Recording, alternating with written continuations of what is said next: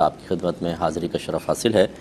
ایک بھائی نے کویسچن کیا تھا کہ جن جانوروں کا ہم گوشت کھاتے ہیں جیسے گائے ہے، بکری ہے، بیل ہے، اونٹ وغیرہ، کیا ان کا پیشاب پاک ہوتا ہے؟ دیکھیں، فقہ حنفی کی روشنی میں ہر جانور کا پیشاب ناپاک ہی ہوتا ہے اور ان کا بھی ناپاک ہے۔ نبی کریم صلی اللہ علیہ وسلم نے واضح طور پہ ارشاد فرمایا استنزہوا من البول فإن عامۃ عذاب القبر منہ، پیشاب کی چھینٹوں سے بچو کیونکہ اکثر عذاب قبر اس کی وجہ سے ہی ہوتا ہے۔ اور اس میں فقہ حنفی کی روشنی میں سرکار نے کوئی قید نہیں لگائی کہ انسان ہو یا پالتو جانور ہوں یا جنگلی جانور ہوں، سب کے پیشاب کو ناپاک قرار دیا، لہٰذا ہمارے نزدیک ہر قسم کا پیشاب ناپاک ہے۔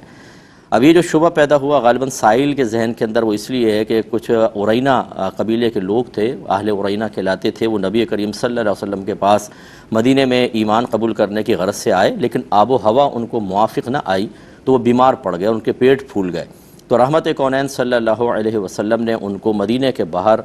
صدقات کی اونٹنیاں تھیں، ان کے پاس بھیجا کہ وہاں جاؤ اور ان کے دودھ اور پیشاب کو ملا کر پیو تو اللہ تمہیں شفا دے گا۔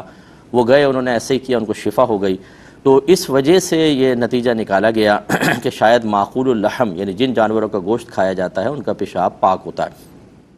لیکن امام اعظم ابو حنیفہ رضی اللہ تعالیٰ عنہ اس کا جواب یہ دیتے ہیں کہ یہ اصل میں بذریعہ وحی نبی کریم کو بتایا گیا تھا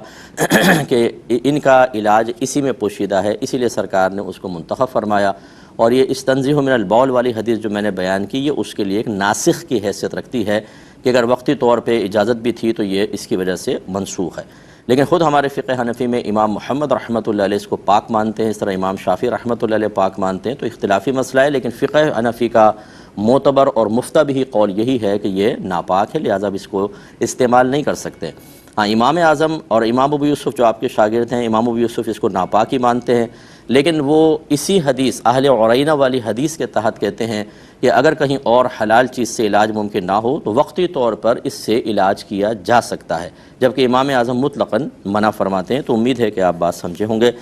ایک ہی کسی نے